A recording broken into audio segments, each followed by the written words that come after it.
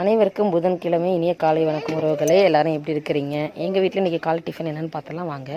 என் மாமியார் ரத்தம் கம்மியாக இருக்கனால நான் தினமும் ஒவ்வொரு மாதிரி டிஷ் செஞ்சு அவங்களுக்கு கொடுத்துட்ருக்குறேன். இன்றைக்கி வந்துட்டு என்னென்னு பார்த்தீங்கன்னாக்கா, காலையில் எப்பவும் போல் மாதுளம்பழம் ஒரு பழம் குடிச்சு கொடுத்துட்டேன்.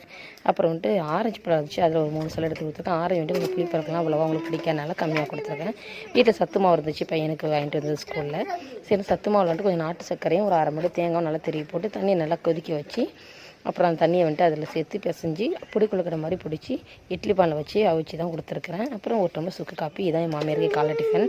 எனக்கு பார்த்திங்கனாக்கா 3 கொழுக்கட்டையும் 1 டம்ளர் தண்ணியும் தான். தண்ணி வந்துட்டு பச்சை தண்ணி இல்லாமல் வெந்நீர் வச்சுருக்கேன். ஏன்னா வெந்நீர் வந்துட்டு சீக்கிரம் ஜீரணமாகிற சக்தி இருக்குது. அதனால் வந்துட்டு ஜீரணமாகறதுக்காக அதை வச்சுருக்கிறேன். என் வீட்டுக்காரங்களுக்கு தோசை கேட்டுதாங்க. சாருக்கு வந்துட்டு சத்து மாவு வந்துட்டு அவ்வளோ பிடிக்காதுனால அவங்களுக்கு 2 தோசை, மாவு தோசையும் 1 டம்ளர் சுக்கு காப்பி தான். டம்ளரில் கொடுத்தா அப்புறம் ஆறவே இல்லைன்னு சொல்லிட்டு கிண்ணத்தில் ஊற்றி வச்சு தொட்டு சாப்பிட்றாங்க. இதான் எங்கள் வீட்டு காலை டிஃபன். யார் யாரெல்லாம் வந்துட்டு உங்கள் குழந்தைங்களுக்கு சத்துமாக உருண்டை என்ன மாதிரி செஞ்சு கொடுப்பீங்கிறத கமெண்ட் பண்ணுங்கள்.